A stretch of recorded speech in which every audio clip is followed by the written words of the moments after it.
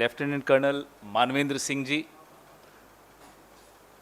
सांसद रहे हुए हैं, और जब सांसद थे तो सबसे महत्वपूर्ण समिति रक्षा मामलों की समिति के सदस्य थे, विधायक रहे हुए हैं, और फिलहाल राज्य सैनिक बोर्ड कल्याण बोर्ड राजस्थान के अध्यक्ष हैं। रक्षा मामलों में इनका अध्ययन, मुझे नहीं लगता कि राजनीति में कोई और व्यक्ति, कम से कम मैं तो नहीं जानता कि इनसे बेहतर अध्ययन किसी ने किया हो। रक्षा मामलों के विशेषज्ञ हैं, और जिसको अंग्रेजी में कह सकते हैं कि he is an authority on defence matters. So I am very happy to introduce, everyone knows him of course, but I am introducing him in a new avatar. He will continue to address you and interact with you. I present to you Lieutenant Colonel Manvendra Singh ji. धन्यवाद पवन जी। जिस प्रकार राष्ट्रीय सुरक्षा से के साथ खिलवाड़ किया जा रहा है, ना तो देश को तो नुकसान है ही है, देश की सुरक्षा को नुकसान है ही है, परंतु अब हमारे जो युवा हैं,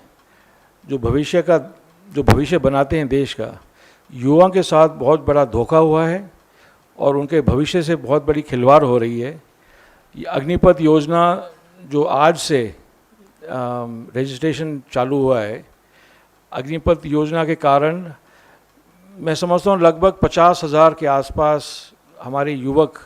जिन्होंने भर्ती प्रक्रिया में भाग लिया था, जिन्होंने दौड़ में पास हो गए थे, जिनका मेडिकल में भी पास हो गए थे, और केवल रिटन की परीक्षा बाकी थी मेरिट बनने के लिए, उन 50,000 के लगभग युवाओं के साथ धोखा हुआ है और उनकी पूरी भर्ती प्रक्रिया रद्द की गई है, और वो नए सिरे से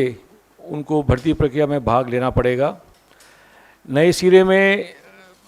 जो भी प्रांत का जो कोटा होता था, हर प्रांत का जो विशेष कोटा होता था, नए सिरे में वो कोटा है नहीं, तो कोई भरोसा नहीं कि किस प्रांत से कितनी भर्ती आगे होगी। जब तक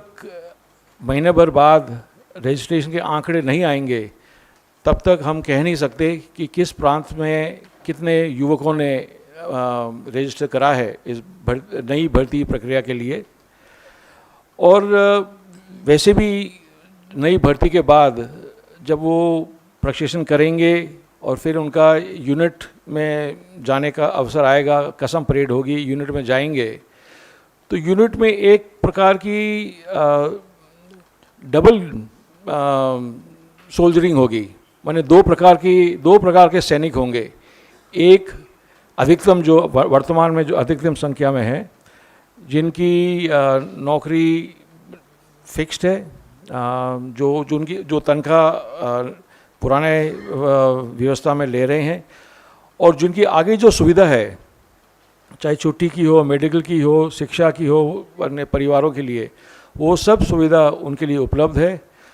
और जो नए, जिनका नामकरण अग्निवीर के नाम से किया गया है, उनके लिए ना तो वो तनख्वाह मिलेगी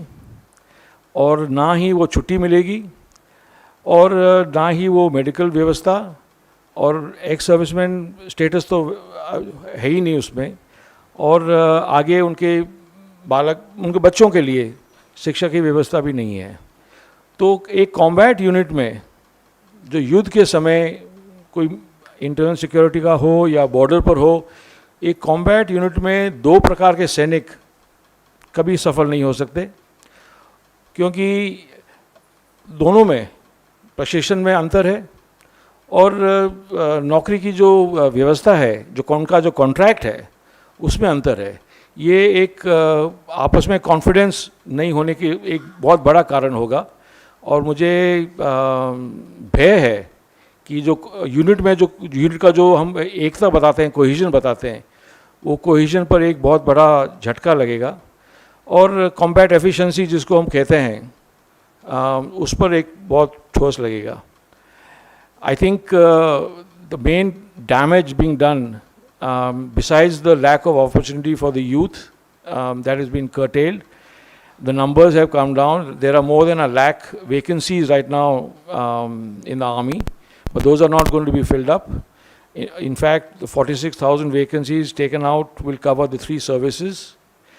and the vacancies will not be covered up in the long run also. And besides, the duality of privileges prevailing in a unit is a surest antidote to a disaster, because in a combat situation, in any routine duties in the armed forces, when there is a discrepancy, when there's a difference of status, difference of pay, perks, allowances between two soldiers doing the same duties, it's a very dangerous situation and a short disaster. And the government has been pushing this so-called reform, when reform has to be transparent and not imposed surreptitiously, and not at the cost of opportunities for the youth. दूसरा एक चिंता का विषय ये है कि लगभग 7 महीने हो गए हैं जनरल बिपिन रावत के दुर्घटना के, और अभी तक CDS का पद भरा नहीं गया है। 7 जून को सरकार ने, रक्षा मंत्रालय ने नए नियम की घोषणा करी थी, जिससे सिलेक्शन पूल, जो पूर्व में जो भी 3 अध्यक्ष थे उनसे सिलेक्शन का होना था, अब lieutenant general, retired lieutenant general और उनको भी लिया गया है जिनकी आयु 62 वर्ष से नीचे हो। अब पूल लगभग 200 से अधिक हो गया है। 15 दिन बीत गए, 15 दिन से अधिक बीत गए,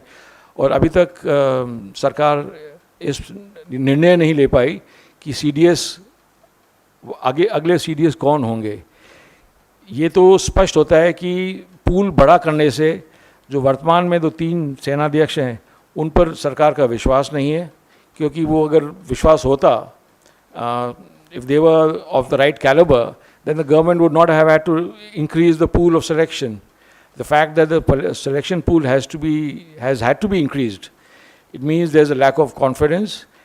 or as the veterans keep remarking, that the government wants to play a deep selection role and find a suitable, like-minded CDS. Either way, जो भी निर्णय हो वो देश के हित में नहीं है, और विशेषकर सेनाओं के लिए हानिकारक है।